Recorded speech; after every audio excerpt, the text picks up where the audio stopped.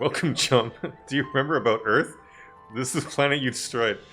You don't remember? I see, that's to be expected, but you definitely destroyed it.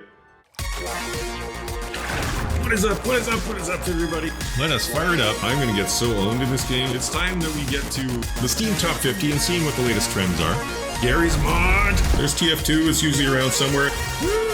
Oh, it's snakes. Does it just have really high retention? This genre is still viable. Or you just gotta shoot his butt. There was kind of a trend for a while. Like that is just the way things work. We did it! What is up, chums? I am particularly excited about this Clark Tank because we're going to play Craftopia, which I think it was the last Clark Tank where we watched the trailer for it, and it's absurd. I'm curious if they changed this at all from last time, or if it's the same one that we watched. Even if it's the same one, I'm still very excited to watch. So you get some kind of Zelda-ish vibes there right off the bat. But lots of people, and then they show you animals in hamster wheels, and then Akira bike sliding skeletons. It just has like everything in this game. And then the cow. This is industrial Breath of the Wild recipe making, cooking. So yeah, this game just has everything. I saw the reviews are like, okay. Very curious to see exactly how all of that plays out. Some friends of the Clark Tank had games launch recently, so wanted to just cover those briefly. This is Lab Rat by Gwen, Dire Goldfish, who often hangs out. Human test subjects are needed for an important research study. I don't know how she's so prolific, because she just finished another game like a few months ago. You may indicate your completely voluntary desire to participate in this test by wishlisting the game now. I like that she broke the fourth wall and used the in-game voice to talk about wishlisting the game. It's pretty cool. And I heard a lot of people compare it to Portal in the way that, you know, some kind of deranged robot voice is talking to you, but that's a good thing. But yeah, congrats to Gwen on the announcement. Hopefully she's piling up lots of wish lists on this. And then another friend of ours, Ichiro, launched this recently. 20-minute Metropolis. So yeah, this is 20-minute Metropolis, and I think that Ichiro had this on as part of the Humble, I don't know what they call it, their subscription service. And so I think now that it's not exclusive on that anymore, he was able to launch it on Steam. I think he upgraded it and added new stuff to it as well. So yeah, it just launched yesterday. You've seen it pop up a lot? Yeah, I think Ichiro has been tweeting about it, and maybe I've retweeted it and things like that.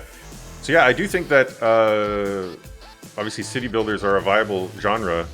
Only 5 user reviews so far, though. My concern with this game is that its unique twist is the fact that it's 20 minutes, like you play the game for 20 minutes and then you can start over again and play again and try to get high scores and stuff like that. Although most city builders don't do that at all. They just let you play for hours and hours and hours. So that is a big change to the core mechanic. But there was another city builder that was also sort of small chunks that did do well, Islanders. But I haven't played the newest version of 20-minute Metropolis, but the older one that I played, I think once you finish the 20 minutes, you would just like replay in order to try again, to try to get a better score. Whereas in Islanders, when you finish an island, you go on to the next island and it's different, and you get new types of buildings and stuff like that. So I always kind of believe that games where there's like a clear ending point, such as level-based games or games with a time limit, the retention in those types of games usually drops off quite a bit when that ending point occurs, because the user is thinking like, oh, this is a great place for me to stop, and I'll, you know, go to bed, or I'll do the dishes, or whatever. Whereas most city builders and like 4X games and things like that, they're the kind of plate spinning games where you got a lot of things going on. It's a lot of long-term things you're working towards, and medium-term and short-term things. So it never feels like a good time to quit.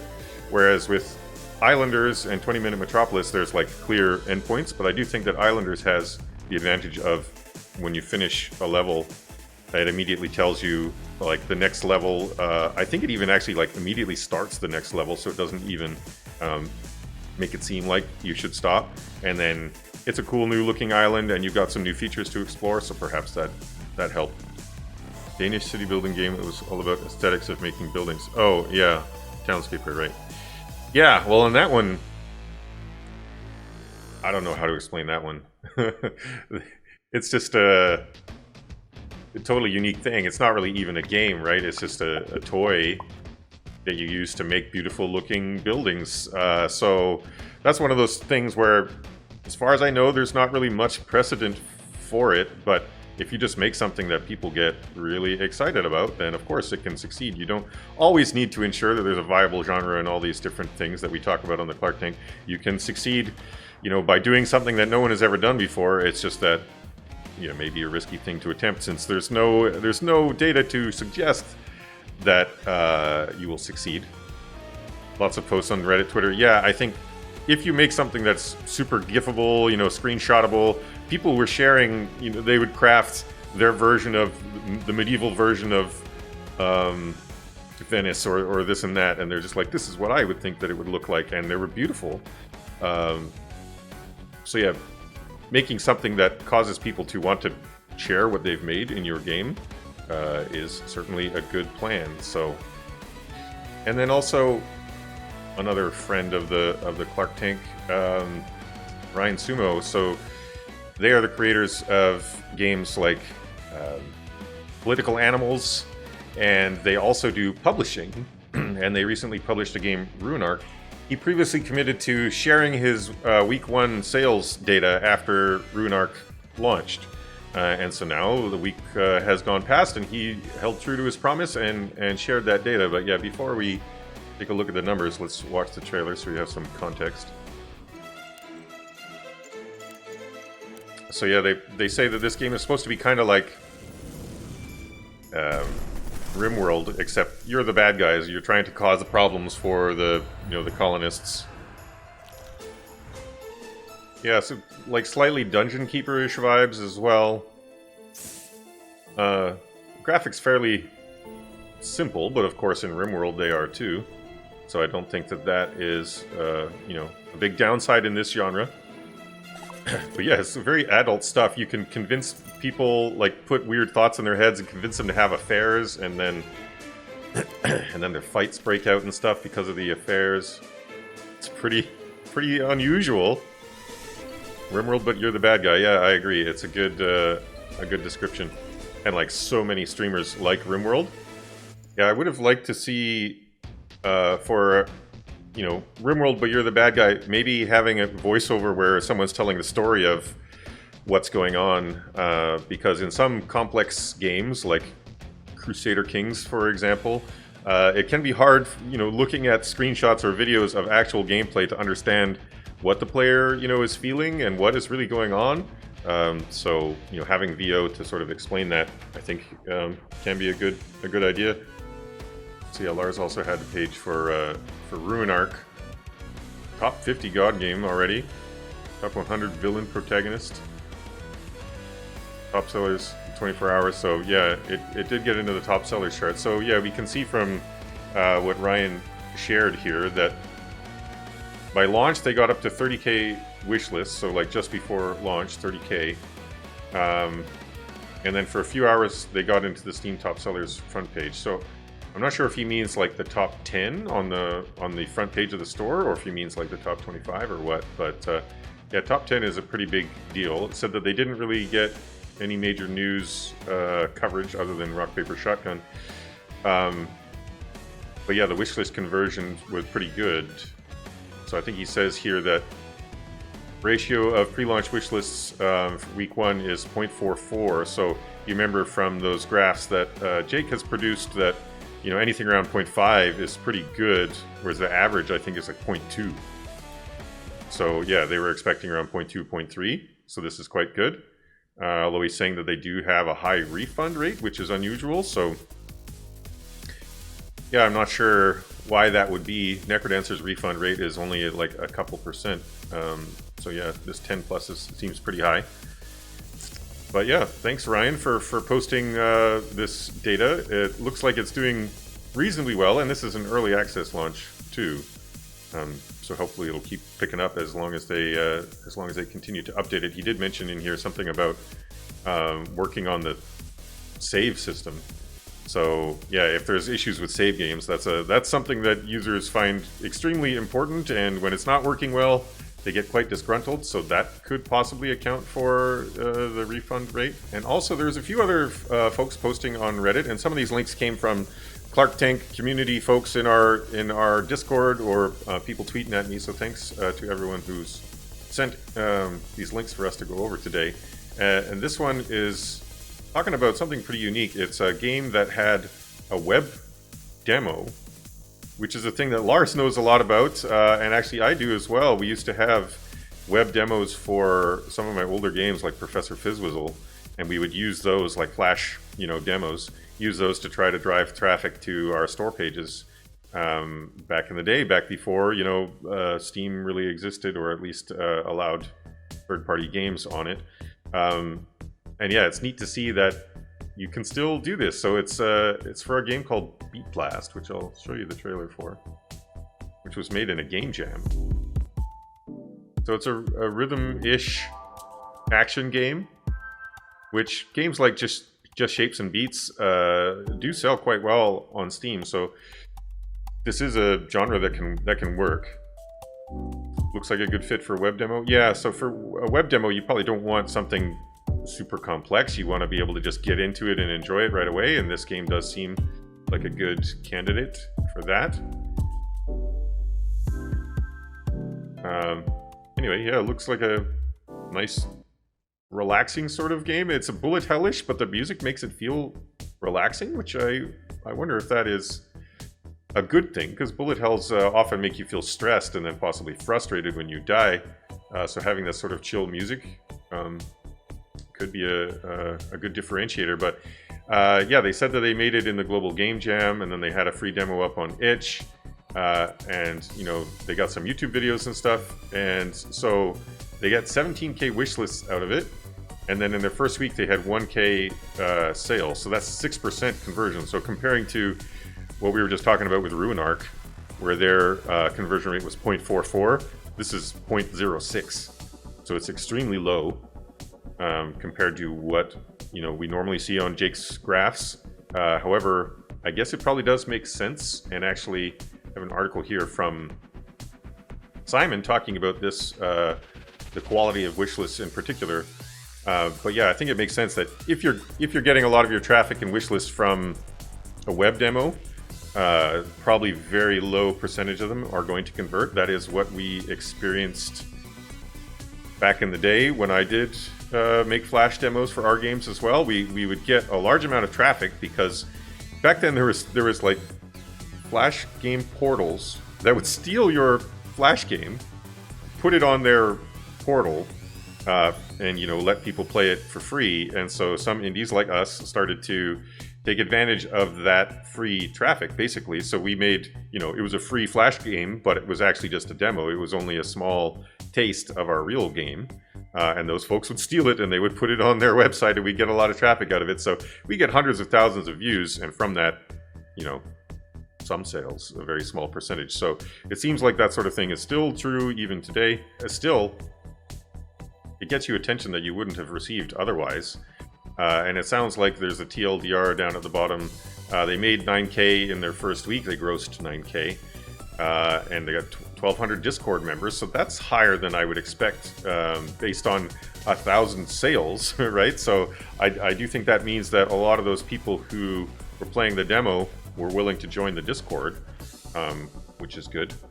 So yeah, they're saying that they're working on this part-time, and they're going to continue updating it during early access. So for them, this is a good result. So yeah, it's another way that people seldom use these days for driving traffic to your store page, which is smart. Should be always exploring alternatives, not just doing what everybody else does.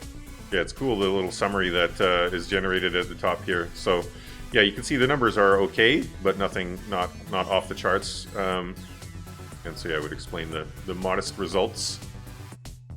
Simon made a post talking about wishlist quality and, the fact that since people recently have started doing a lot more of the prologue type thing or using demos to try to drive wishlist numbers, obviously there's different levels of quality there and conversion that you could expect. And so Jake did start kind of a trend briefly on Twitter of people posting their wishlist quality over time. Now I wish I could do this as well for Necrodancer, but our data is too old. The game launched before Steam was collecting some of this data, so we can't even do it.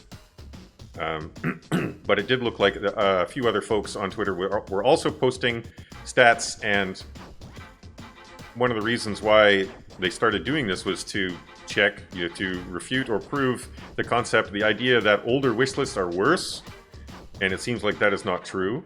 And in fact, the people that wishlist it right when your game first comes out, they may be, or like right when it's first announced, they may be the ones that are the most excited about it, which is borne out by Jake's data. But yeah, other folks did post stats where they have spikes at other times because of various events and things like that they were a part of, or because of streamers or YouTubers and things like that.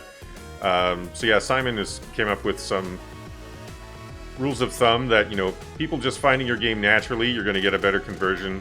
Streamers, not quite as good.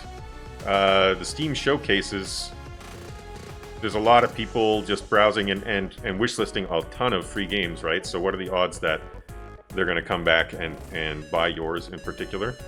Popular upcoming page. I'm surprised that he would say that this is lower, and I wonder if this is based on data. But yeah, he's saying that mostly in his head. But yeah, I would agree that the prologue one was even lower. And then he's calling for data, so I posted the link. If any of you would like to share your data, that would be excellent, so that Simon could then analyze it all and then post a summary for the good of us all. So if you do have recent data to share, please do send it Simon's way.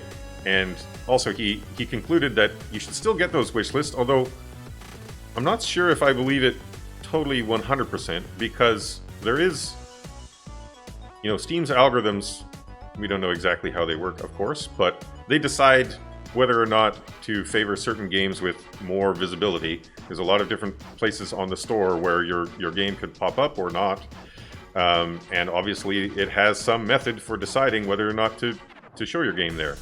And if you get a lot of low quality wish lists, you may be getting a lot of people coming to your store page when they get that wishlist notification, but not buying it, which would mean that your store page has a low conversion rate, which I would imagine that the Steam algorithms look at conversion rate. Like, if we send 100 users to this store page, how many of them actually buy the game? Because if only one buy it for game A, but 10 buy it for game B, then we should keep sending the traffic to game B, not game A.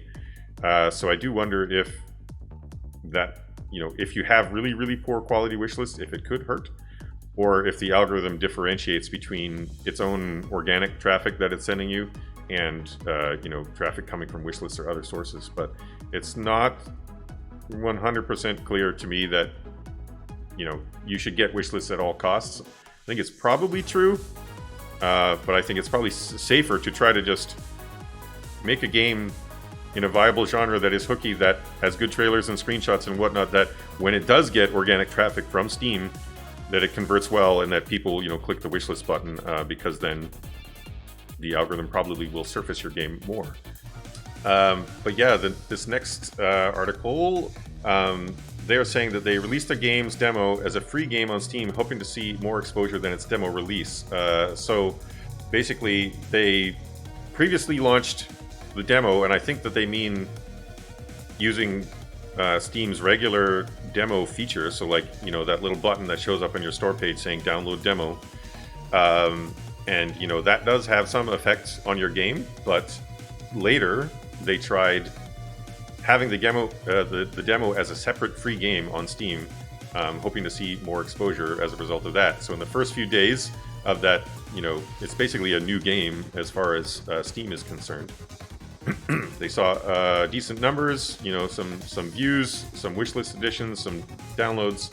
But then starting to get reviews, once they got 10 reviews, then on the new and trending page, then starting to see, you know, way more impressions. So again, this is what we've talked about before. There's sort of visibility tiers on Steam.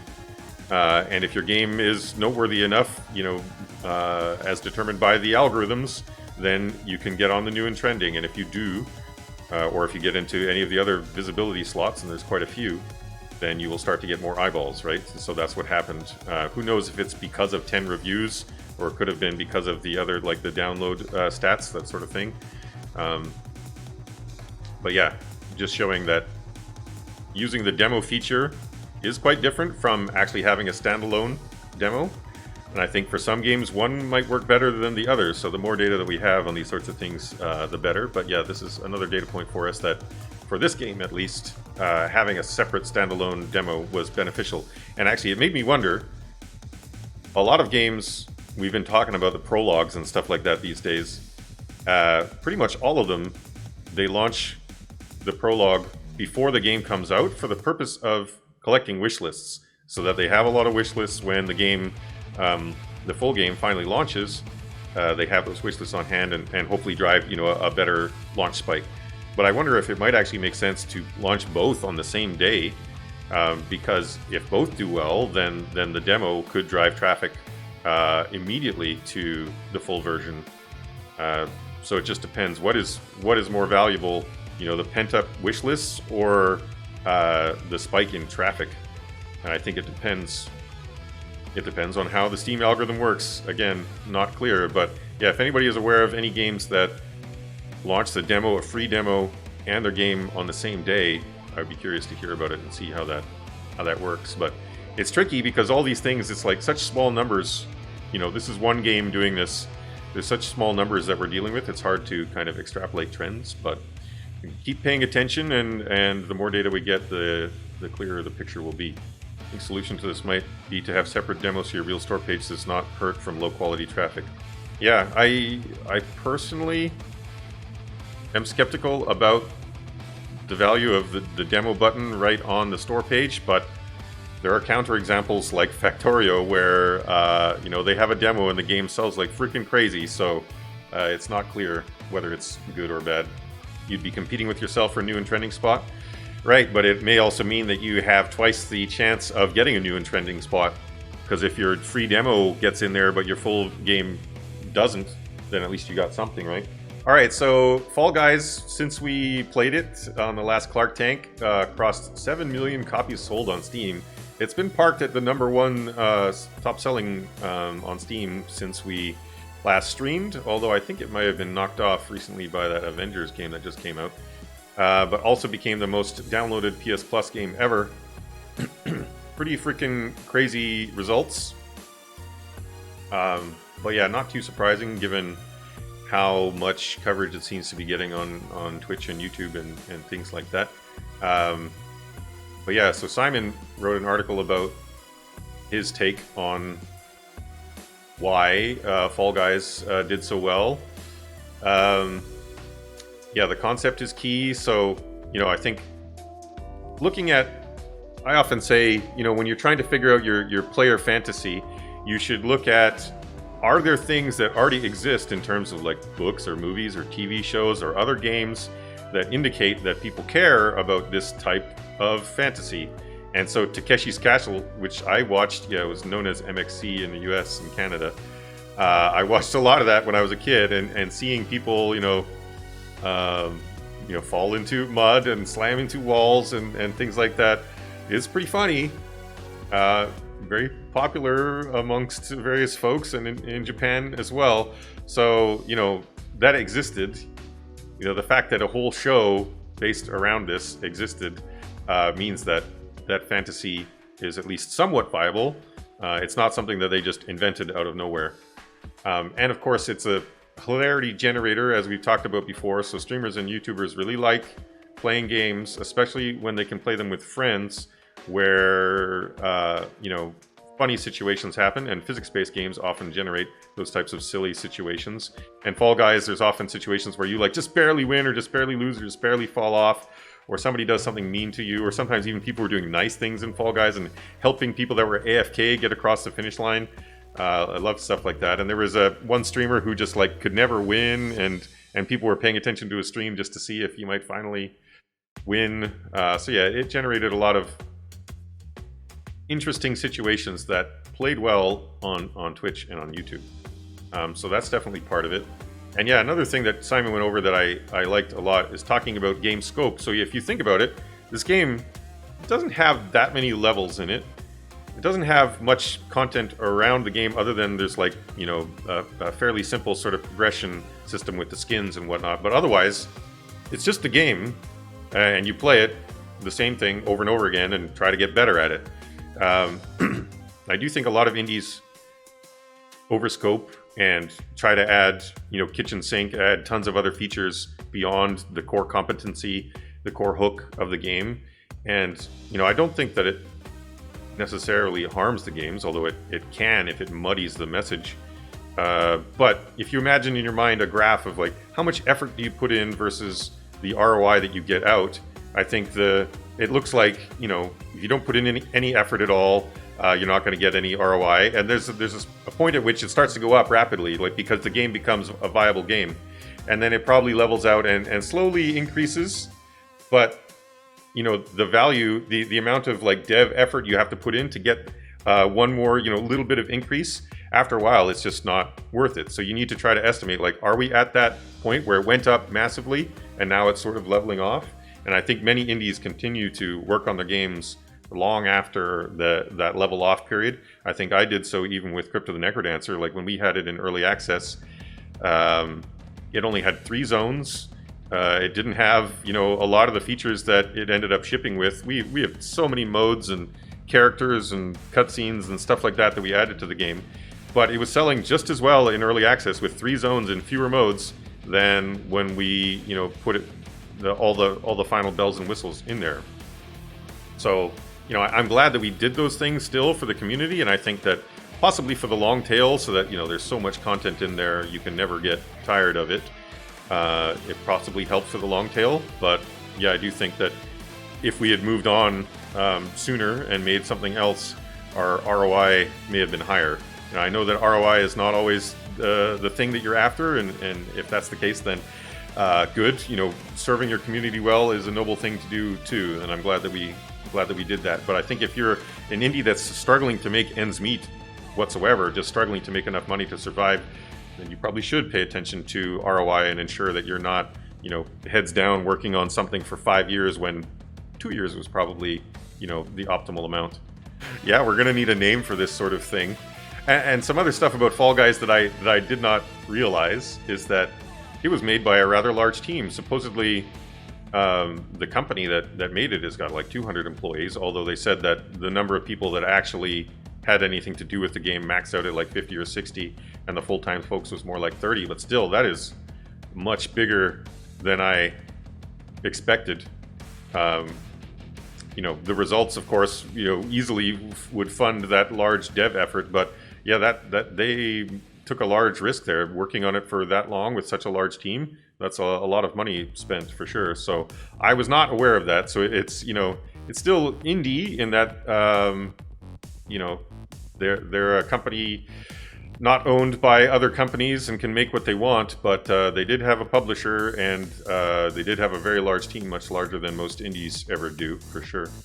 Multiplayer games are a double-edged sword, Simon's saying, success-wise. Yeah, so if you do not get enough people playing, you could have the old empty lobbies problem, which can be, you know, a death knell for your game. For your multiplayer game, if people are trying to join and there's no one else around, then they're going to leave, and then someone else is going to join right after, and they'll see the empty lobby and they'll leave. And so, yeah, I do think that it was smart to go the route of PlayStation Plus to ensure that they have plenty of users. And I'm not sure if there's actually crossplay between, if their servers are connected, the PlayStation Plus servers and the Steam ones, because if they are, then that would have helped to ensure that the Steam lobbies were never empty either, which would be good.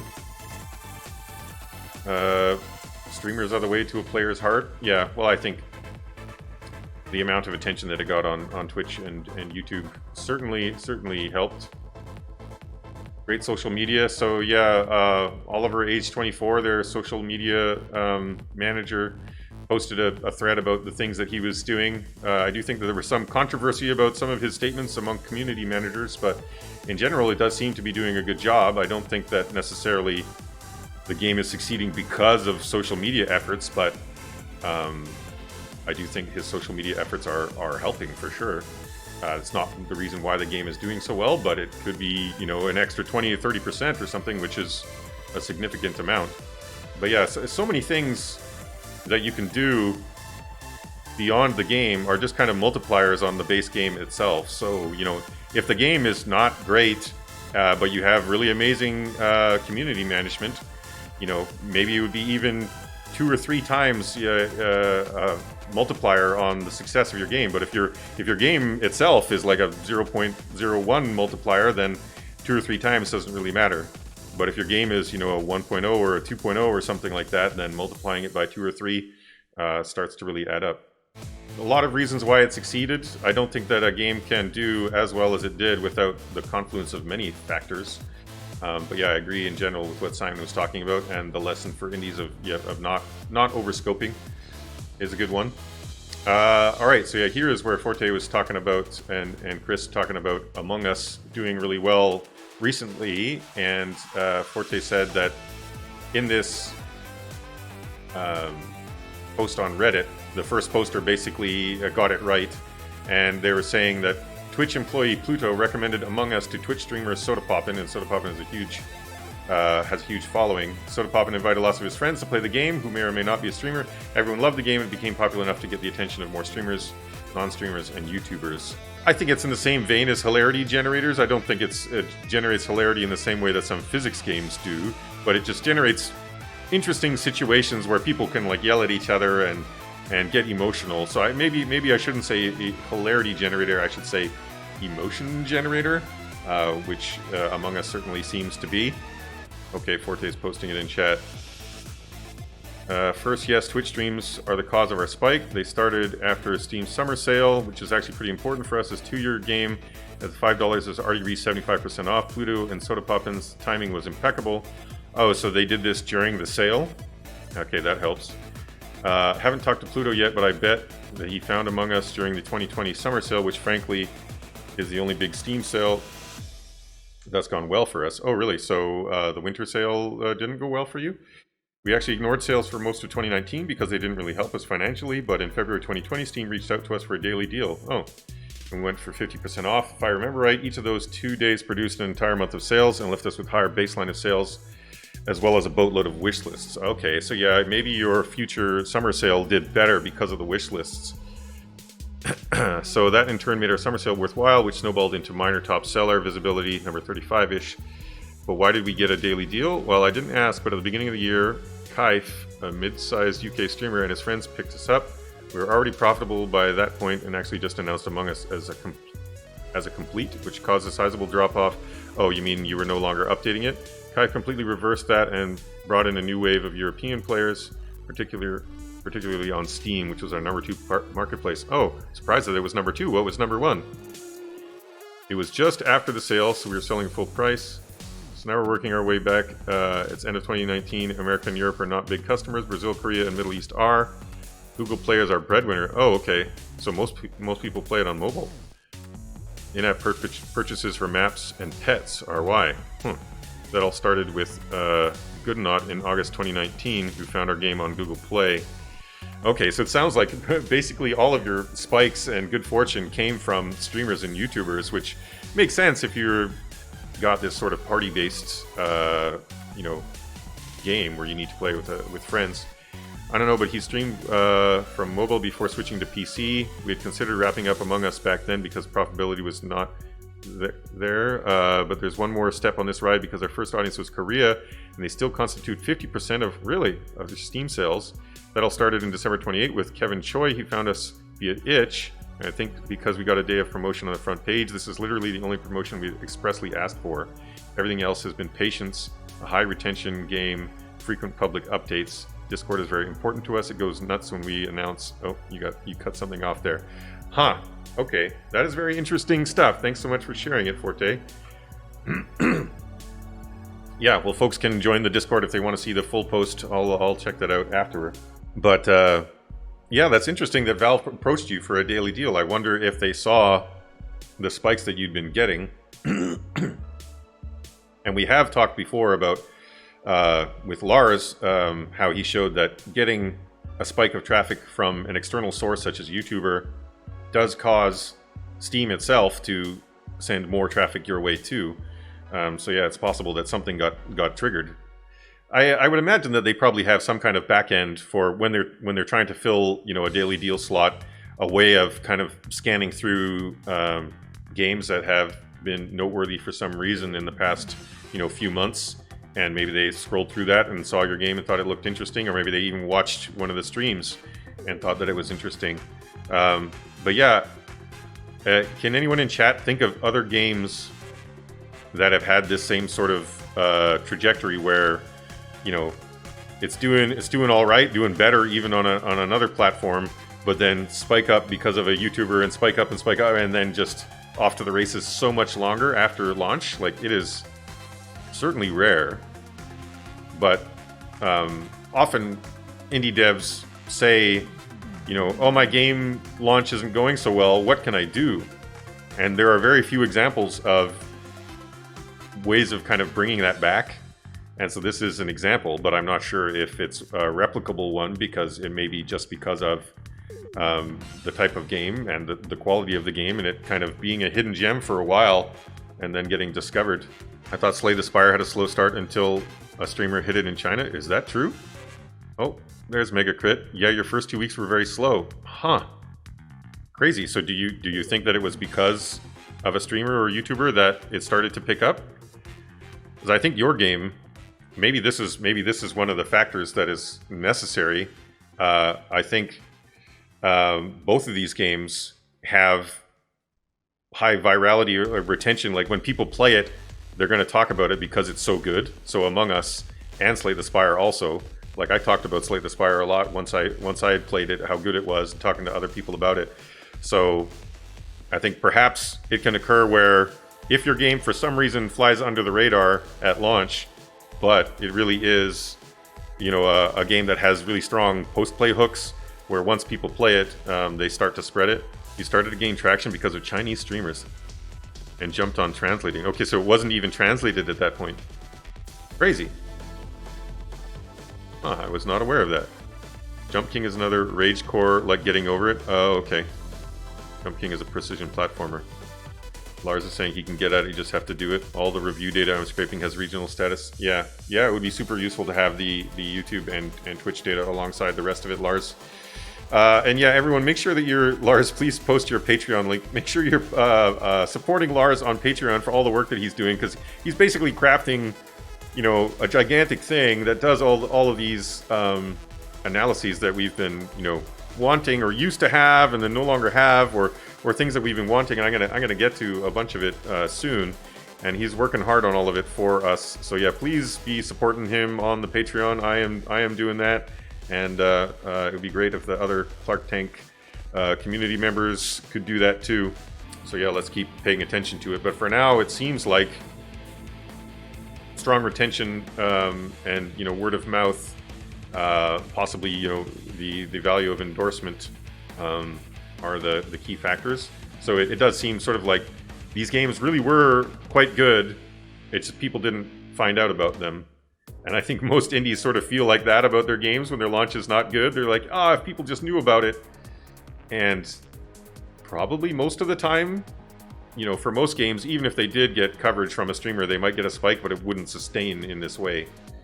So yeah, it's a little hard to extrapolate, other than, you know, a lesson from this, other than just make a really great game that has high retention and you know, generates a lot of word of mouth when people play it. So yeah, this is an interesting little bit of info that was sent to me. So there's this company called Freedom, and they are YouTube network, you know, a network of YouTubers, and they recently became a publisher, and they, you know, published this game, they signed it and published it just in August, Dreamscaper, which, let's check out the trailer. And it did reasonably well on Steam. Curious if the fact that they have a network of YouTubers helped it to succeed. Yeah, this game seems nice and well made. However, I'm not discerning any particular hook. It's just combat adventure, well made combat adventure game. But games like this often do just slip under the radar and may not sell well on Steam if they don't have some compelling hook. And yet this one did reasonably well, so I'm wondering if it's because of that partnership or no. It's hard to say, but yeah, check out this video of the publisher. Basically, the TLDR is, you know, it's a network of YouTubers where that has now become a publisher. And I think they're trying to leverage both sides of this. So because you have a bunch of YouTubers in your network, when you publish a game, you can send it to all of them and they will play it, presumably. Maybe even they have to, according to their contract terms, who knows. But then in this video, he's also using that as incentive for YouTubers to sign up for their network, because they're going to get access to games that have not launched yet. And so maybe that'll help you to grow your channel. Yeah, it does sound a little sketchy. The way that he's presenting it is a little infomercial-ish. But that their first published game did do well, and I am not aware of any other, you know, YouTube network or streamer network that has become a publisher of games. So if you're aware of such a thing, please do let me know in chat. But yeah, it does kind of make sense in a way, although it seems scary to me because it sort of skews incentives in a way that is not natural, which I don't like when that sort of thing happens. Okay, well, the jury is still out a bit then on whether or not you know, a YouTube network can have a significant impact on the success of games, because Yogscast is huge, but this game not doing super well. However, it's a local multiplayer game. I think if it was not, then it may have had a chance. But yeah, something that we should keep an eye on, because it does seem like that kind of thing could work. It would be kind of scary if that became the norm, though. Like, in order to get YouTubers' attention, you gotta be published by their network. That's kind of gross. I don't want that to happen. Anyway, this is another link that was sent to me just before the stream from Helen Chang. Thank you, Helen. Talking about some interesting stats collected by Richie DeWitt here, who I just followed on Twitter. Let's see what this is about. How are games selling on Steam in 2020? I am curious also. 4,500 games were released, up 16%. Is that true? Let's look at Harbor's data. Okay, so magenta is now, the yellowish one is before. So in the first half, saying up 16%. Yeah, okay. Sure, seems about right.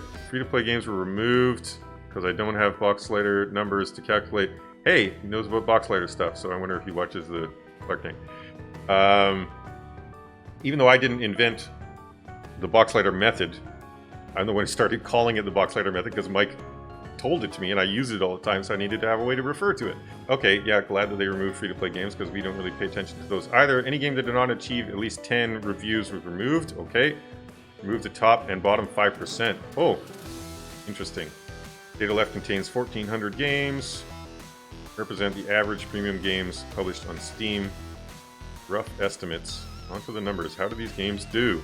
There's a slim and in-depth version. Yeah, I didn't click on the in-depth version. Analyzing is something in-depth live on the stream would probably be tricky. So they, on average, they sell 2,000 copies, make 10K in revenue. Average price point of $10. So yeah, this is okay. So he removed the top 5% though. So yeah, that's gonna change this information significantly because, as I've said before, even earlier in this stream, it seems like only 1 in 20 games, indie games, makes a profit, which is the top 5%. And so he took off the top 5%. So after that, only 0.3% make about $1 million. And depending on your budget, you know, maybe 250K is enough for you to be profitable.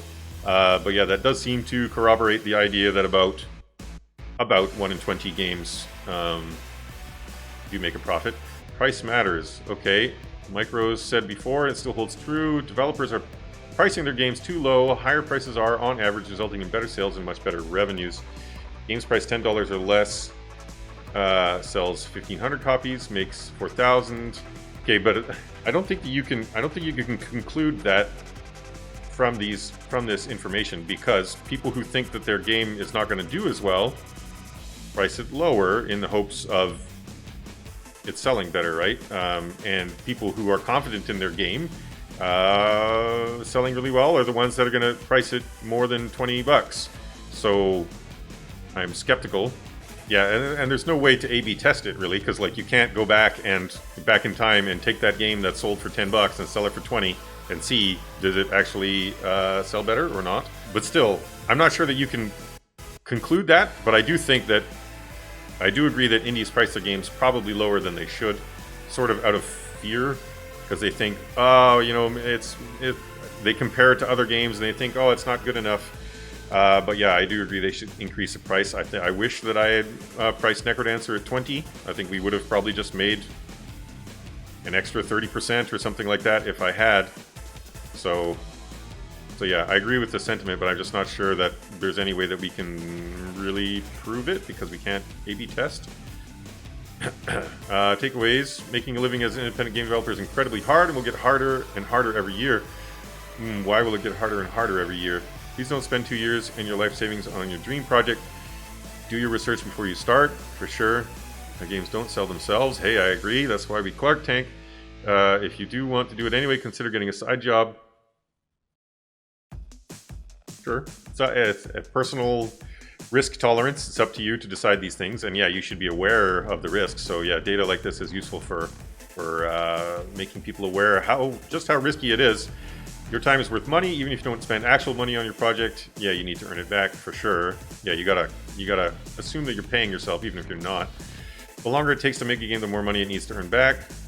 Think about decreasing your scope. Yeah, I say that a lot. Create prototypes, test, and pitch them. Find yourself a publishing partner. Oh, interesting. They can provide you with the budget and the expertise to get your game out there. Yeah, publishing partner is a good way to help reduce your risk, for sure. Although I know a lot of indies who have been kind of on the publisher treadmill, where they get a publisher deal. It rarely ever pays for full development. Like, publishers don't want to do that. They want you to have some skin in the game too. And then the publisher gets, you know, a sizable chunk, and then the game does all right, but not good enough that they can go fully independent for their next game. They need a publisher again, and then they need a publisher again. So, you know, I don't think that there's anything wrong with taking help from a publisher, especially if you can't finish the game otherwise.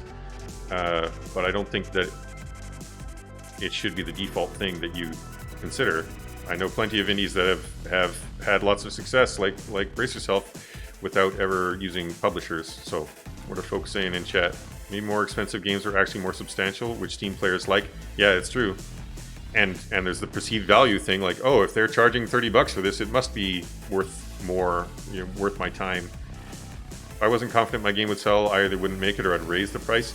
Well, you make your pricing decision usually at the end of development, so you might get to the end of development and be like, I've ran out of money, I gotta ship this game, it doesn't complete the whole vision, or it didn't turn out quite as well as I hoped, so I'm gonna make it $9.99 or something like that. I think that's what a lot of folks feel. I've heard that specifically from indies who've talked to me about these sorts of things, so I try to encourage them to not do that. Assuming you didn't sign up with a vulture partner. Yeah, that's the thing, is a lot of indies starting out probably don't know what are good deal terms, you know, what you can expect to get, and what you can realistically, you know, ask for.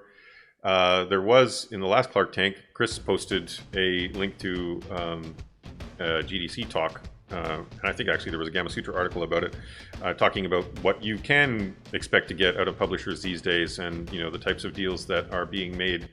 So that one is super useful for folks who might be considering a publishing partner. Definitely check that one out if you are, so that you know what is within the realm of possibility. Yeah, well, I agree with the sentiments in general that it's hard, scope down, probably price higher than you think you should. CMF is Canadian Media Fund. It's a thing that you can submit a game or game idea to get funding for various parts of the development, and a lot of indies in Canada do that and get a lot of benefit from it. I think that if you have a tolerance for paperwork, you should consider it if you need the funding. But we have never done it ourselves, partly because there are some strings attached and some things you need to do and some things you need to pay back and that sort of thing. And as long as you're confident that you're going to make a profit, then you might as well just self-fund it. And there's effort involved. But yeah, if you're a newer indie starting out and you need funding, I certainly would try for CMF funding.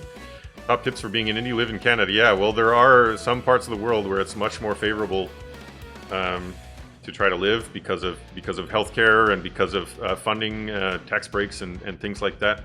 But no, we've never got funding from CMF for any games that I've worked on. All right.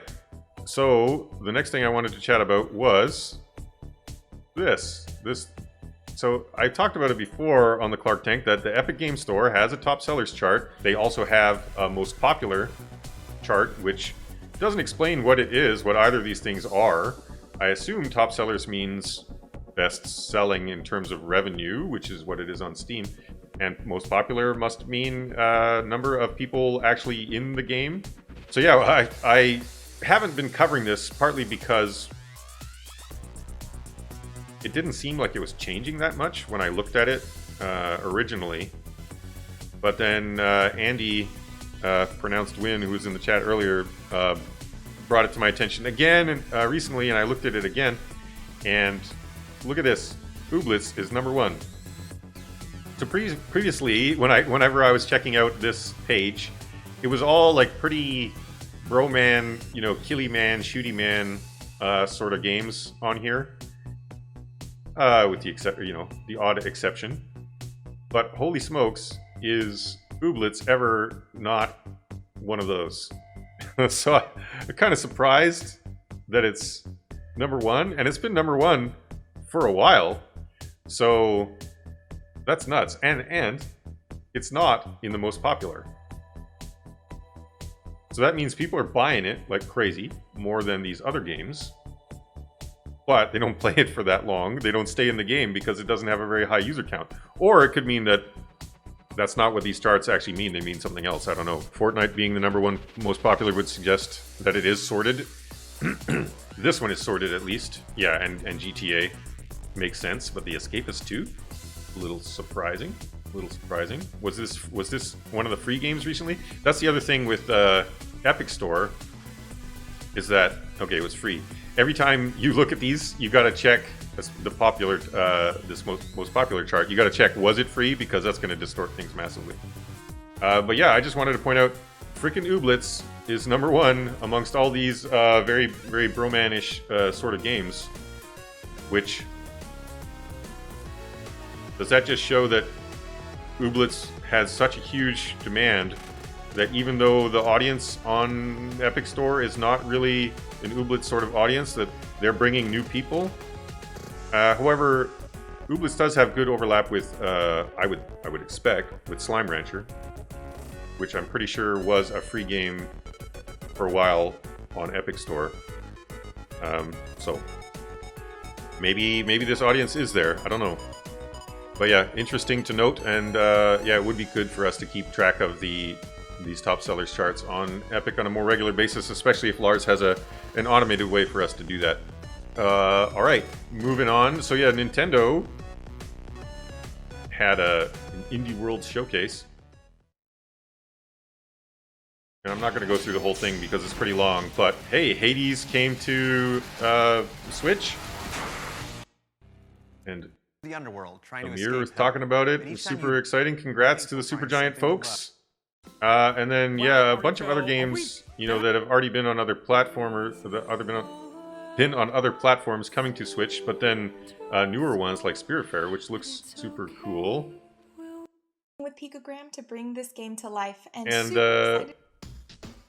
I'm not going to watch the whole thing, but I did want to check. So now we're going to look at Bigosaur's chart. So again, thank you, Bigosaur, for making this chart for us every month. So this is a chart of the top sellers on the eShop, the North American eShop, and it has some extra information that helps us to weed out the games that are only there because they're temporarily on sale and things like that. So I wanted to see if any of the games that were mentioned in that that direct show up higher in this chart, if it has any effect. But so let's take a look. Yeah, and thanks again, Bigosaur, for creating this for us.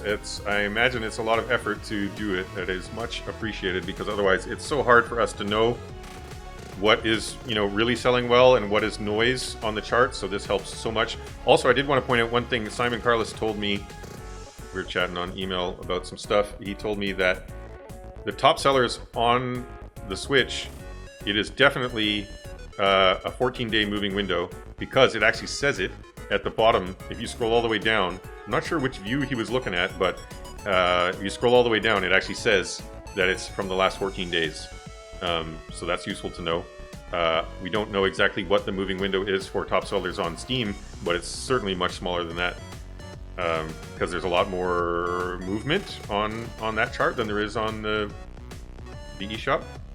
So yeah, let's go through this and see if any of those games are in here. So normally this chart is dominated at the top by Nintendo first-party games. So Animal Crossing, still #1.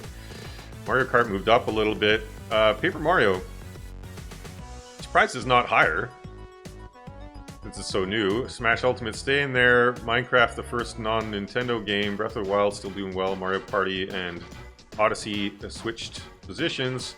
Final Fantasy Crystal Chronicles, out of nowhere, at #9. Luigi's Mansion, usually around somewhere. It moved up. Okay, it moved up because it was on sale. Pokemon Sword getting shoved down a bit by some of these other ones moving up. PGA Tour. Okay, so this must be new. It was not ranked previously. And then Skyrim up here because it's on sale. Mario Brothers U Deluxe. They announced that new Mario Brothers kind of battle royale thing as well, which is cool. I'm looking forward to trying that out. I love Tetris 99. And there's Spiritfarer. So usually we don't see indie games this high in the charts, so that's a strong beginning. And hey, look at that price. We were just talking about people, you know, should price their game higher. $30. That is a bold price point. Is it the same on other platforms? Because for a while, people were pricing their games higher on Switch than on other platforms. No, it looks like it should be even 30 US. I'm seeing the Canadian dollars, but for a while, people were bringing their games from other platforms to Switch and pricing them higher just because they thought that the audience on Switch was tolerant of higher prices. But yeah, it looks like they have the same price even on Steam. So a bold move, and looks like it's paying off for them, which is great. Congrats.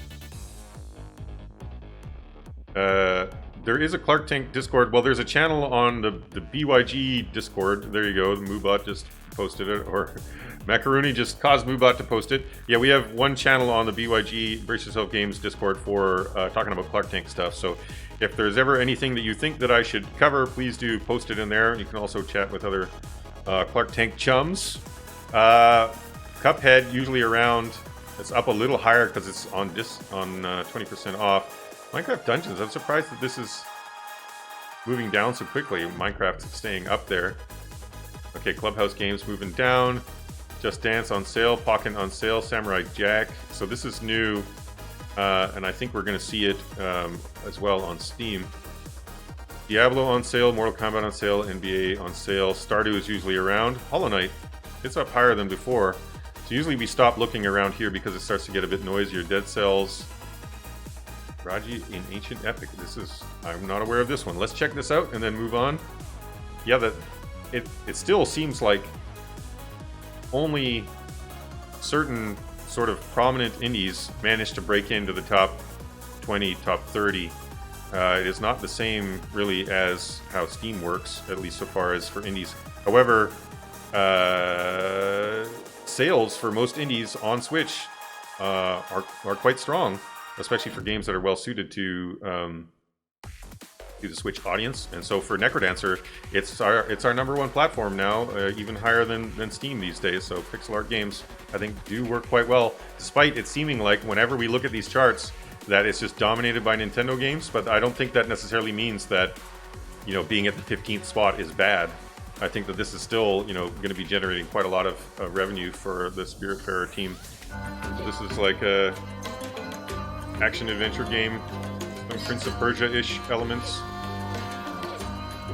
That in India looks like the platforming was snappy. It was kind of snapping to those pillars. Otherwise, that would be a pretty difficult jump. Yeah, the movement seems good. Oh, made with Unreal Engine. Very cool. Yeah, awesome to see games like that getting attention and doing well, for sure. All right, getting to some Valve-related stuff. It's already almost 3 o'clock. Holy smokes. I had to hurry up. So I thought that this tweet from Alden from Valve was useful. So I'll post the link here in chat so you can read the whole thread from Kevin. But they're talking about some things they did with their game, and Alden chimed in to say, and Kevin was talking about like how they got a daily deal, and Alden's chiming in to say like, this is how you pitch a promo: ask early and explain how it fits with the rest of your plan. So yeah, I would agree with that. I think that, you know, try to put yourself in the shoes of the business team over at Valve. I imagine they have a calendar of all of the discount slots for daily deals and midweek madnesses and all of that, and they probably have it filled for some time in advance, because they're not going to try to scramble for, you know, what to do next week or tomorrow or whatever. Although I think sometimes they do end up scrambling, but it may not always be because of their fault. It may be because other games are pulling out or whatnot. But so they probably have it planned out for weeks or maybe even months in advance. So that means, yeah, you need to think, you know, in advance and pitch them in advance, but also explaining to them why they should do it. Not just like, hey, you got a slot for me. Instead, talk about, okay, we're on this day, we're launching this big update, and we also have this event that we're going to run, that sort of thing. And, you know, we think it's going to be a big deal and would love to have some support. So, you know, if you could explain how there would be synergy, because they got to choose between your game and some other one, and if because of your event and your update and stuff like that, this daily deal is going to perform better than perhaps another daily deal would, then they're more likely to give you the slot. So, you know, think about it from their perspective and try to give them the information that they need, and give them that lead time that they also need. So yeah, I've had success with that sort of thing in the past as well. And if you do not have like a Valve rep that you can contact, there are like contact links on the back end where you can send messages, and people do check those messages, so can't hurt to give it a shot. But yeah, thanks Alden for chiming in with that. And yeah, there's also a couple of YouTube videos, I'll post the links in chat, that the folks at Valve posted recently. This one was about tips for approaching early access, and the second one was for approaching wish lists. But yeah, I think the tips in here, if you're watching the Clark Tank, you may already be aware of them, but I'm going to go over some of the things that you might not, just in case. So one thing they mentioned is that, hey, for wish lists, if you want a message to be sent out to the people who have wishlisted your game, that happens when you discount it 20% or more. So if you're hoping to benefit from wishlists you've accumulated, if you're discounting 15%, those people are not going to get a notification. So that's an important piece of info that I think not all indies are aware of. The other is how visibility rounds work. And someone in the chat asked earlier about visibility rounds, and I haven't talked about them in a while. So I thought I might as well go over it again. They used to work differently, and they got changed, and indies were pissed off. But I actually think that it might be better the way that it works now. but I'll explain. So the way it used to work is when you launch your game, there's a section of the back end where you can go to, and it shows you that you have a few visibility rounds that you can spend. You click to use the visibility round, and it would surface your game on the front page of Steam for some certain minimum number of impressions, and possibly more if your game is doing well and converting well and things like that. And it was pretty cool. And if your game does well, you can earn more visibility rounds. I'm not sure exactly what you need to do to earn them, but Necrodancer has earned more than we ever needed. Every time we were doing, big updates that were linked to a sale and things like that, we would use visibility rounds, and we earned more. But then after a while, they decided to change it. I think because of the ever-increasing number of games on the store, the amount of real estate, the number of eyeballs that were available to be shown these visibility rounds, as a factor of the number of games that were using visibility rounds, was going down and down. Also, sometimes if they're guaranteeing a minimum number of eyeballs for you, that would mean that sometimes on the front page of Steam, they were showing possibly a low-quality game that was very unlikely to convert to a lot of users. And that's probably not great for Valve in terms of revenue generated. They would probably rather show games that convert well on the front page. That real estate is very valuable. So they changed it so that instead of just showing you on the front page for some minimum number of impressions, now it shows it only on the front page still, but only to people who have your game wishlisted or who own it already. And so some indies were upset about that, because now it's no longer a vehicle for getting your game in front of users who didn't already know about it, which I agree is a bummer. However, it is a mechanism for re-engaging the folks who have wishlisted your game, or who already have played, who already own your game. And it's valuable when you get people to come back and play again, to make them aware that there is an update is useful, because when they come back and play again, then there's a little toasty, it's called, that pops up saying, so-and-so is now playing Crypto the Necrodancer, and their friends will see that. So every time that little toasty pops up, that's like a personal endorsement from your friend that this game is a good game, because otherwise why are they wasting their time playing it? So it has value beyond just reaching new people. Just re-engaging existing fans is a valuable thing, but also, of course, showing it to anyone who has your game on the wish list. That's exactly who you want to see.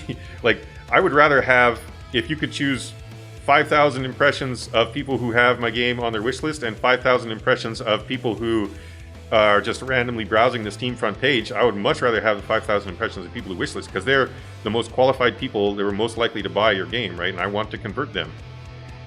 So, of course, if you don't already have a number of wish lists built up, if you don't already have sales, then yes, this new visibility round system is less good for you than the old one. But if you have at least, sort of medium level success, then I do think that the new system is still quite useful, and you should make sure that you're using them. And I would suggest that you always tie them to a sale. Your visibility round is much more likely to convert well and be successful if it's tied to a sale, and then I think that increases the chances that you will earn more visibility rounds for the future. So yeah, Lars, if you have any stuff that you want to paste in chat about the changes that you've been making since last Clark Tank, please go ahead and do that, and I'll read it out. But yeah, for those folks who are not aware, Lars has been working on this Game Data Crunch. It's a website that he's using to track all kinds of information about games sales across many platforms, and he's trying to expose that information to us in ways that are really useful for us.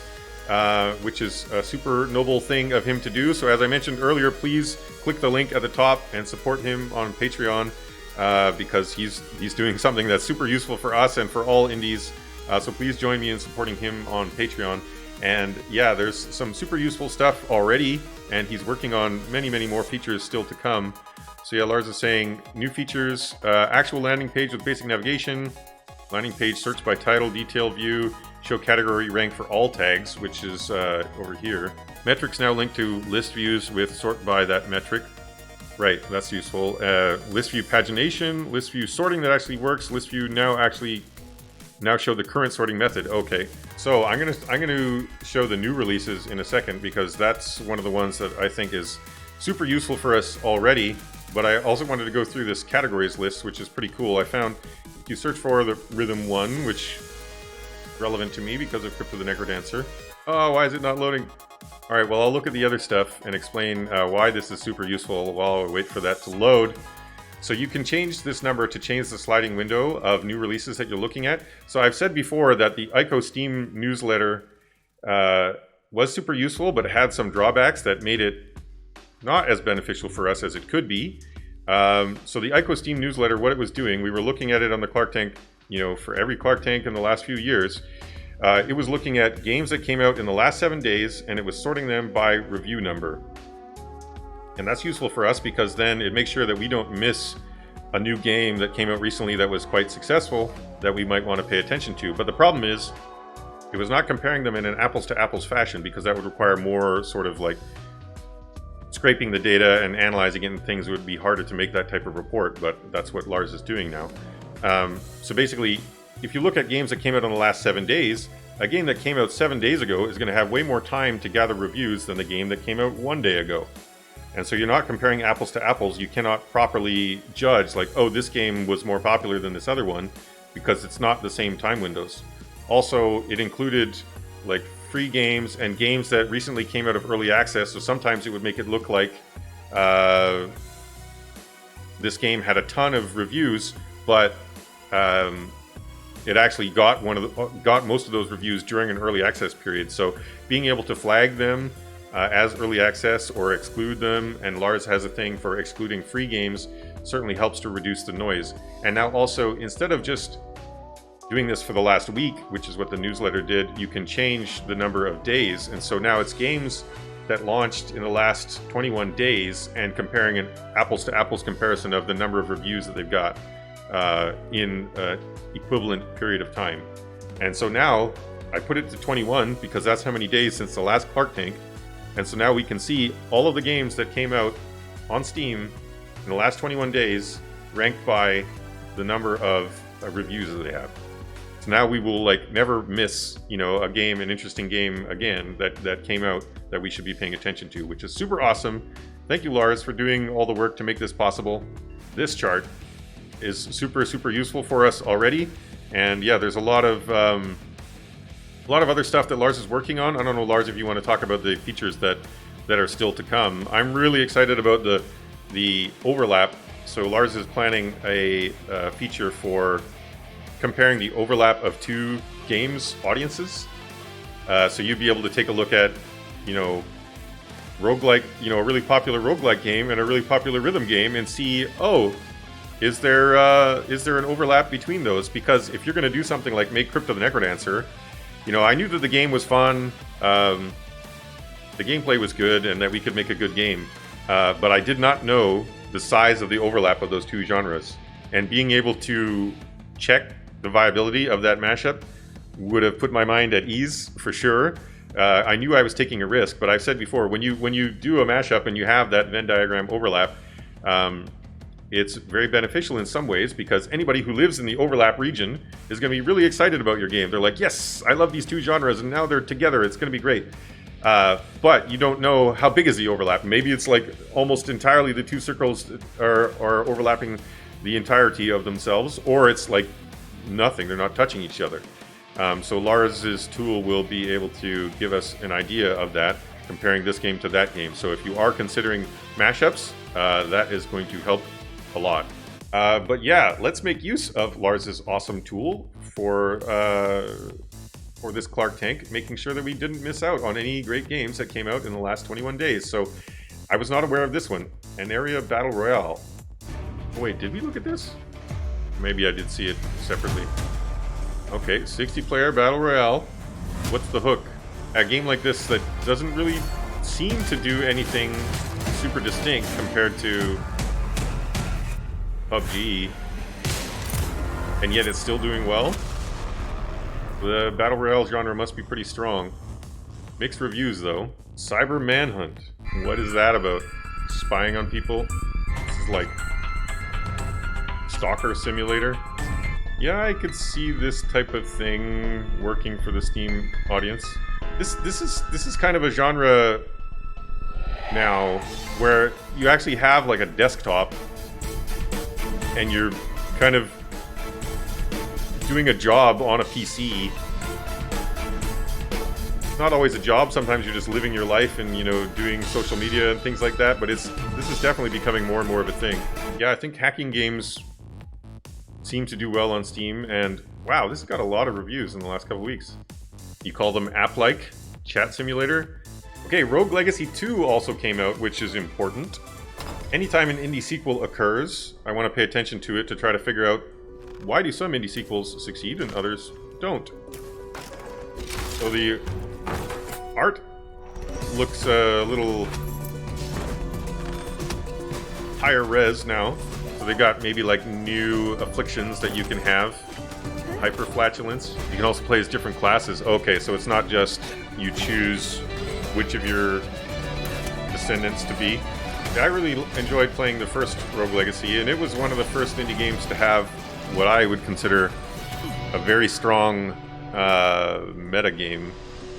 The way that you build your castle and stuff like that, it was hooky, the progression. You knew that, okay, now I just got a bit stronger, I want to try again, or I'm very close to getting stronger, so I want to keep going. Very well designed metagame. Okay, is Rogue Legacy, you know, it's doing pretty good by most game standards, but Rogue Legacy, the original one, was like off the charts, at least for a while. So 13,000 reviews. So yeah, is it likely to get to that same level? I don't know. The devs are super cool. Yeah, I've met them a few times. They're Canadian also. But yeah, being able to compare would be useful because, yeah, I've said before, especially with sequels, always trying to figure out what causes one indie sequel to succeed and another to not. I always check, are the conditions that caused the first game to succeed still at play, and do they still apply to the sequel? Because if not, then your game is probably not likely to do as well as the original. So a lot of indie games, they do well because of some kind of gimmick, like Necrodancer, the roguelike rhythm thing. It was surprising. It works really well. It's not just a gimmick, it actually is fun. But it would not be surprising if we made a Necrodancer 2. So if that is the reason that Necrodancer did well, and who knows exactly what the reasons are, if that was the only reason, then you would not expect a Necrodancer 2 to do as well as the first one because it's no longer novel. But it also seems that sequels can do well if people finish the game and are left wanting more of that. And so you provide more to them, and of course they'll buy it because they're like, yes, I wanted more of the same. But there are some games like Necrodancer, again, where few people actually ever finish it. So what are the odds that they would want a sequel to a game that was too hard for them to finish in the first place? I think that makes it a little less likely that people would want an indie sequel for Necrodancer. However, there is a counterexample, which is Darkest Dungeon, and the completion percentage for Darkest Dungeon is also similarly low to Necrodancer. However, Darkest Dungeon is a really good streaming game, and streamers loved it and played hundreds and hundreds of hours of it because, well, they enjoyed it, but also because their audience really liked it, and their audience numbers were very good when they were playing it. So when the announcement for Darkest Dungeon 2 came out, I saw a lot of streamers that I know retweeting it and saying, I'm going to be playing this as soon as it's out. You know, the original did really well for me.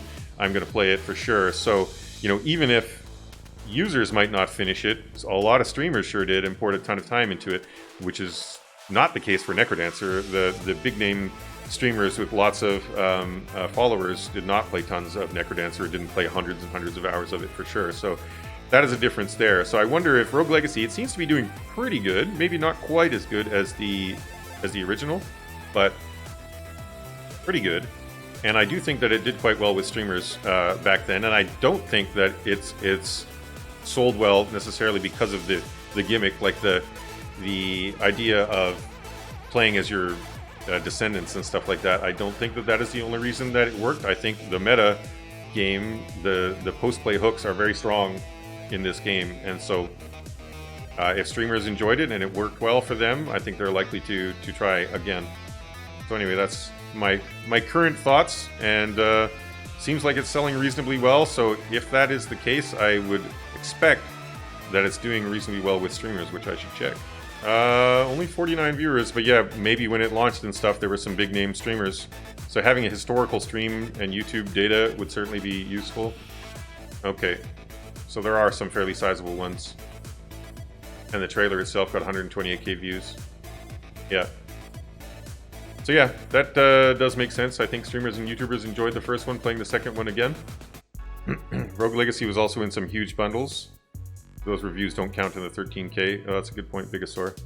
Alright, let's go through a few more of these just to make sure we didn't miss anything important. Inmost is another interesting new game that I think we should pay attention to. This is an interesting trailer that they spend the first like minute. A very chill little sprite thing flying around. So slow. It's crazy. You crushed it, right? That's mean. What did it ever do to you?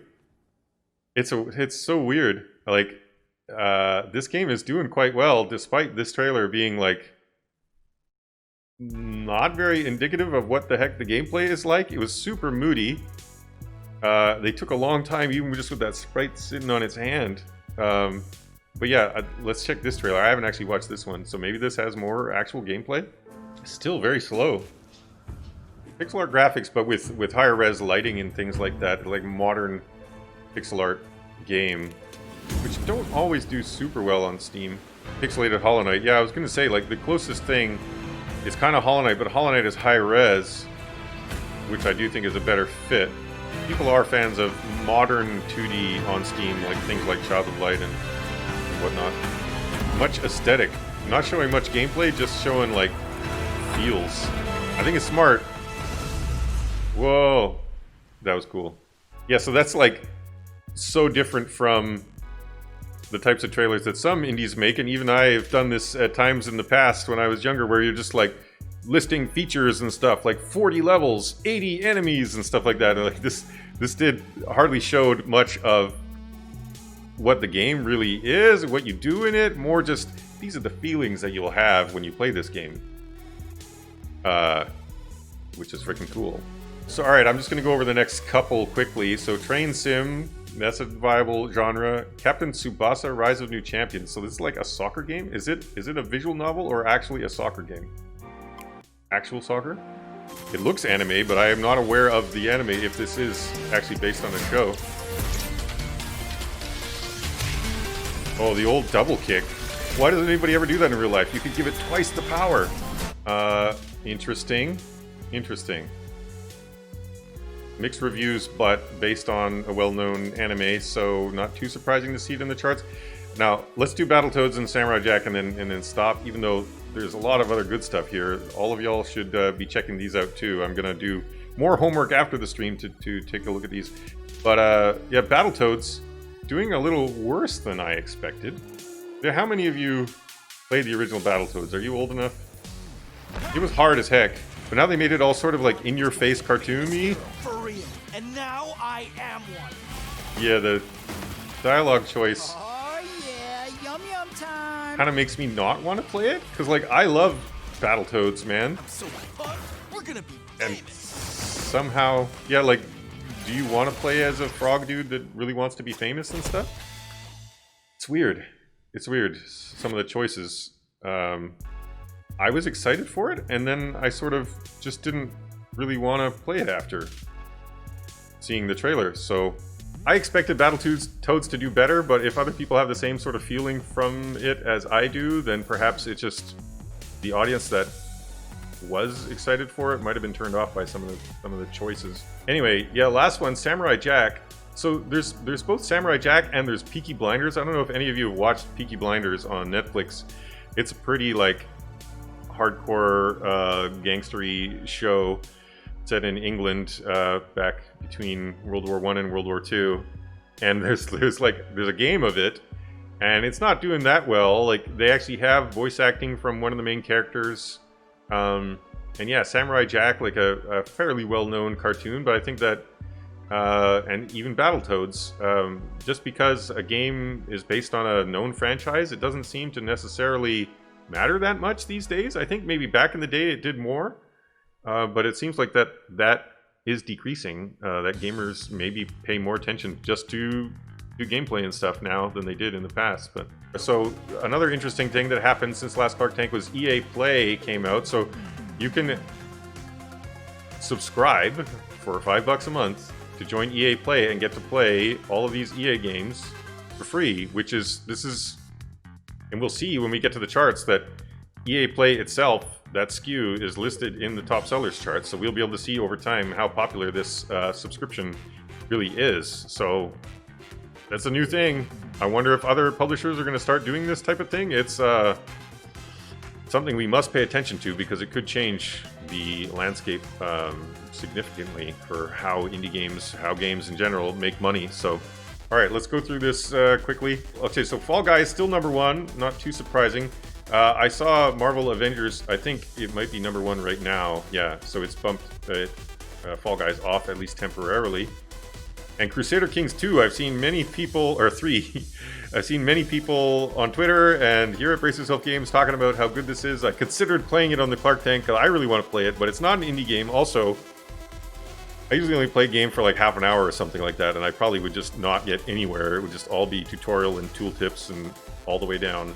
Okay, let's see what else is surprising in here. CSGO is normal, Avengers is new, NBA just came out. Wow, it has even worse reviews than the like NBA is historically one of the worst reviewed but best-selling games. 14%, even worse than ever before. So Among Us, which we've been talking about, congrats Forte on the success, the continued success here. It's hanging out in the top seller charts for so long. Death Stranding on sale, Dota, Battlegrounds, Control came out since on Steam, so it was previously exclusive on Epic Store. Came out on Steam just recently and doing quite well.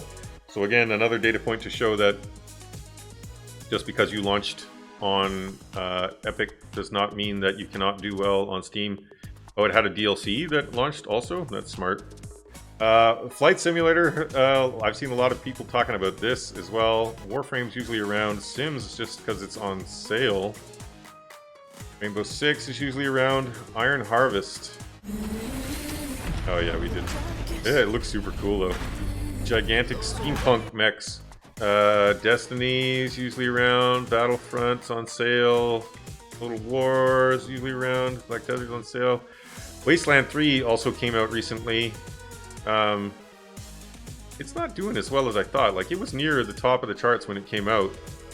But, you know, for such a My father has Colorado high budget in the palm of his hand. game, There. Wasteland 3 is on Game Pass. Okay, maybe Game Pass makes a difference. My gut feel is that tactics genre is weakening somewhat. Because there's things like Gears Tactics did not do very well at all. I don't think that it's a weak genre. Like, this is still selling reasonably well. I'm just saying that it's weakening. Gears Tactics also on Game Pass. Okay, yeah, maybe there's a correlation. Total War. Okay, they had a DLC. Witcher's on sale. Elder Scrolls usually around. GTA usually around. Hey, Dead by Daylight. Craftopia, we're gonna play it real soon. Bloodstained on sale. Rocket League. Wow, it's back. Phoenix Wright. Why is it here? It must have been on sale and now it's stopping or something. Crisis, probably also some kind of event. Rust is usually around. Demo. What's this about? Showing a Steam logo at the start. Like, not even your company logo? Is that a kid falling in a window? What is this? Is this based on an anime too? Candy? Popular iOS game? Okay. Adventure game. Adventure puzzle game. Creepy. What? I can't slap a kid? This is very much not the game for me. And there's a rhythm game in it. What is the player fantasy of this? Like, if you want to be this kid who's stuck in there with an Enderman who plays piano? I guess it's just a horror. I am not a horror gamer, so I don't understand. It's not even horror, it's just like spooky. There was no like jump scares or anything like that. Huh, so I guess it did well on iOS, on mobile, and then they decided that it made sense to make a PC version of it, which, hey, it looks like they were right. Alright, that was unexpected. Avengers DLC, Call of Duty, Monster Hunter, World of Warships, Final Fantasy, Cyberpunk, Ultra Kill. The Cyberpunk coming soon. Ultra Kill. There seem to be a lot of games in this genre now, just like the super hardcore retro shootery thing. I thought it was sort of petering out, but maybe not. Weird. So it's not multiplayer though. It makes it kind of sound like it is. I don't understand what they mean Skill-based style scoring from character action games. Check that publisher, they got a bunch of such games? Okay, well... Oh yeah, New Blood, I know they've got a few. So it makes sense that New Blood would be the one publishing it, like Dusk. But still, I guess there's enough people that want this kind of thing?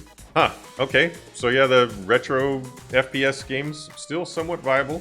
Phantasy Star, War Thunder, Sea of Thieves, Team Fortress, RDR, Kuni, Seto Corsa, we saw that. Fall Guys Collector Pack, Darkest Dungeon is on sale. Smite, Kuni 2, Tropico. None of these are surprising. PGA Tour. Okay, so this one's new.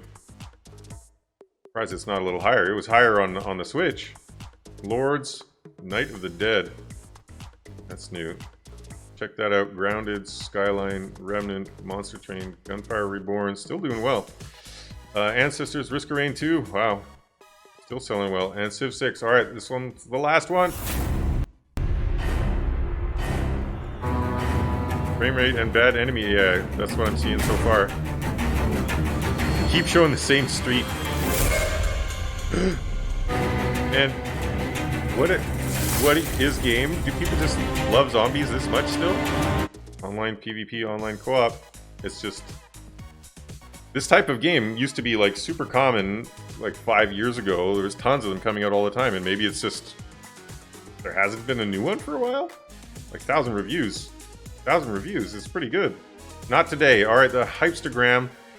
This just shows how many games have been coming out recently. It's a little high. Normally it's like mid to low 20s. This is high 20s. Well, Wednesday was really low. Well, let's see what Harbor's graph looks like. I'm going to reload it. Wow, this is like the tightest window of all 4 recent years. It's like things have been remarkably stable for the last 4 years. End of August to beginning of September. It's weird. And like, what of this is Corona effect, if any? People launch more games because they're indies stuck at home? Are they able to work more? Or less because they're not very effective and have, loneliness issues and stuff? I don't know. Just after summer vacation. Yeah, but why would it be so consistent? It's weird. The number of games launching? And it allayed a lot of fears that people had, I think, for a while of Indiepocalypse, where they were just like, look, this thing is just going up and it's never going to stop. And then, now look. There's regular yearly things, and it doesn't change that much, actually, which is very useful for us to know. So yeah, thank you, Harbor, for keeping that updated. Okay, let's play some Craftopia. How many animals are we going to get into hamster wheels? Caution, game contains untranslated and machine-translated text. Yes, it's, I think on the store page it says in the description, made in Japan. Like, usually you don't list where your game is made as one of the selling points, but sure. We'll keep working on it to address this issue soon. We believe that players who use English are important. Thank you. New character. Is there random? Can we put a beard on her? No. Alright. I'm not a character creator person. Am I supposed to push this big red button? Is it a don't panic button? Now, test complete. What just happened? What? So far the game is as absurd as its trailer. I am happy. I guess maybe we should have put more clothes on her. I destroyed the world by pushing the red button. Yeah.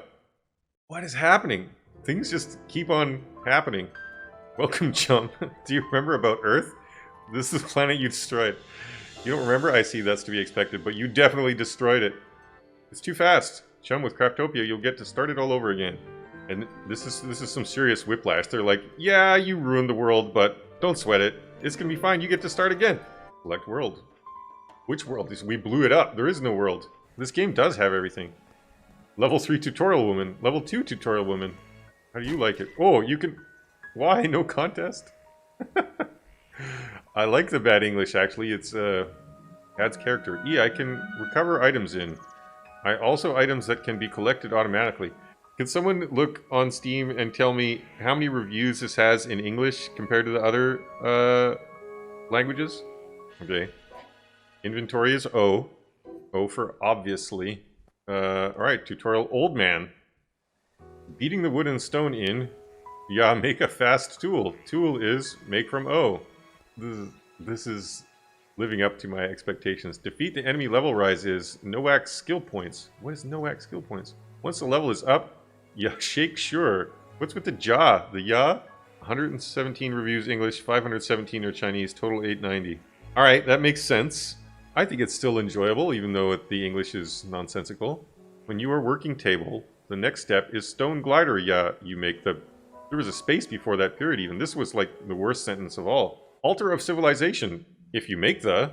It is possible to evolve the era. It makes things more variety. I'm starting to figure out how to read this.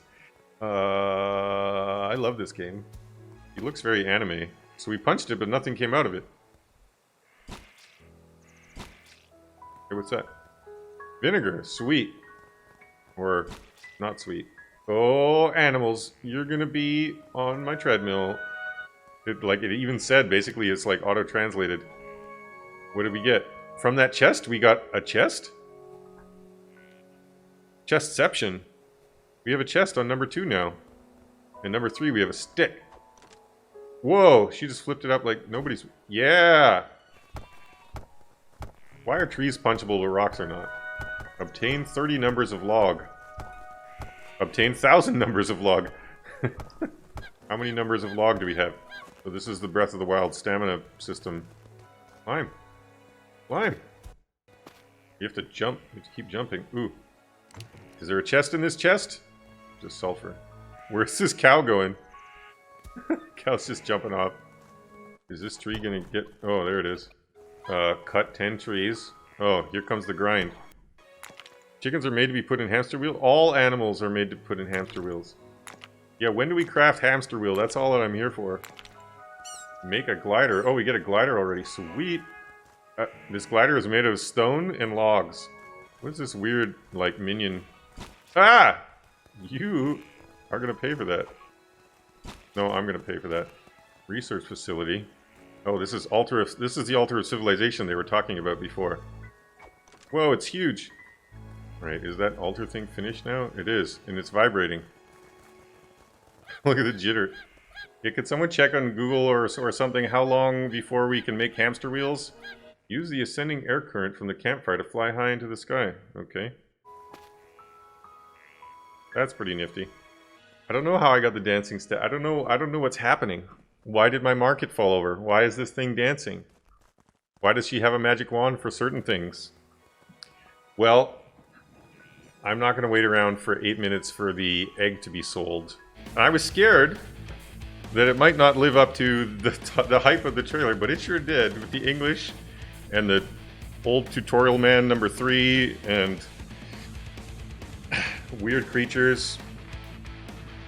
But at its heart, it seems like it's sort of standard kind of crafting game, but you probably just do absurd things like put animals in wheels to generate electricity instead of making water wheels or windmills or something like that, which maybe that's smart because it's a weird thing that you can show in your trailer, right? Like, it got us interested.